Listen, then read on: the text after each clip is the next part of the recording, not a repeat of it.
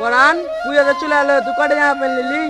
এবার তো আমি কিছু কিনে নি, বাবা মা একটা কিনে দিয়েছে আর মামা একটা কিনে দিয়েছে, ওতে আমার পূজা কেটে যাবে। তুই কয়টা কিনলি?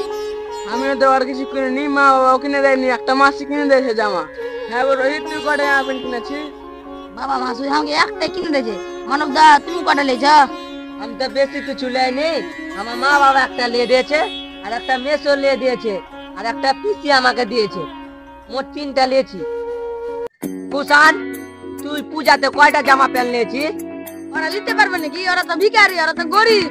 হ্যাঁ হ্যাঁ, ওরা নিতে পারবে নাকি? ওরা তো ভিখারি, ওরা গরিব।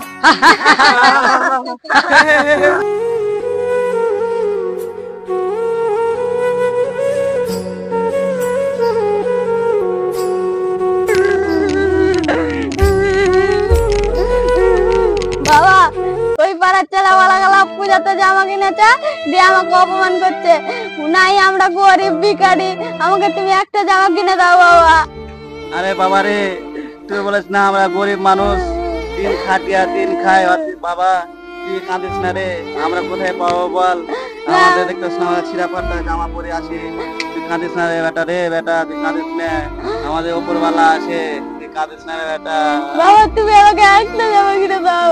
আরে বেটা দিব দিব বেটা, তুই কাঁদিস না রে বেটা, রে কাঁদিস না, আমরা গরিব শরীফ মানুষ, এত টাকা পাবো কোথায় বল? তুই বল, আমরা দিন খাটি দিন খাই। আর কাঁদিস না রে বেটা, রে কাঁদিস না। বাবা তুমি আমাকে জামা কিনে দিবা কি কিনে দিবা না? ওরকম করিস না বেটা, যাস না রে বেটা, রে বেটা। কি করবো আমরা গরিব শরীফ মানুষ, ভগবান তোমরা একটু আশীর্বাদ দাও।